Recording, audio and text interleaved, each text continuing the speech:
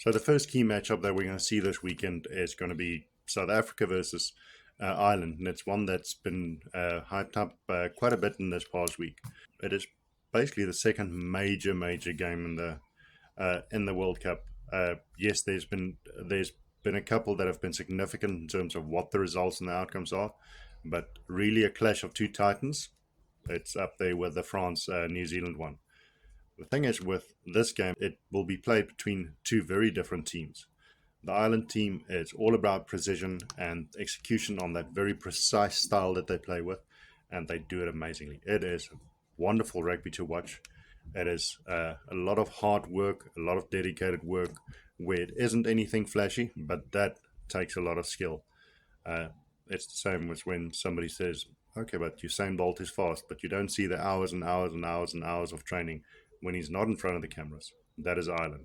They actually put in that work and they are exceptional at it. So they are going to be precise on the day. It's going to be very difficult to stop them. The only thing that can possibly stop them is if they are not playing off the front foot. When they are going backwards, they do get a little bit vulnerable. But that is also the case with most teams. So if South Africa can have or can keep up that attacking defense of theirs, and if they can keep stopping Ireland from playing behind the advantage line, mistakes are going to come and South Africa might be able to take it. If South Africa aren't accurate in their execution throughout the game, Ireland is definitely going to take it. The South African team, however, went with that controversial 7-1 split. But the thing is, the rules of the game is you only need to have the three front rowers as specialists because of what they do in the scrum. You have to have them. The rest can be anybody. It can be five backs, it can be five forwards, it can be any kind of split that you want. There's no thing about it being in the spirit of the game or not being in the spirit of the game. That is just rubbish. But I think it's a very interesting one. The scary thing is for Ireland is if a fresh pack of forwards like that comes onto the field and they have the same impact as the first eight, yeah, it's going to become a very interesting battle, and it's going to be difficult to actually keep a team like that at bay. The one part that I really like is the interesting selection of Kwagga Smith on the bench, because what Kwagga Smith actually brings is he can double as an extra backline player.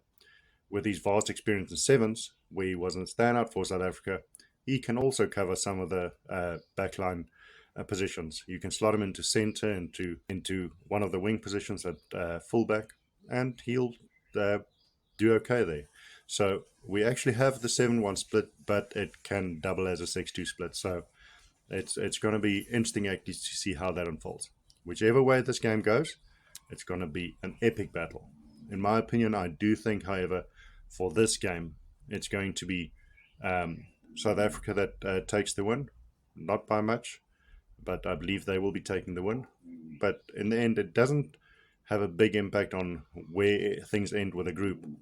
It's just going to make it interesting for the quarterfinals, whether you play France or New Zealand. But either or, it's still going to be tough for anybody in the quarterfinals as they get out of this Pool B.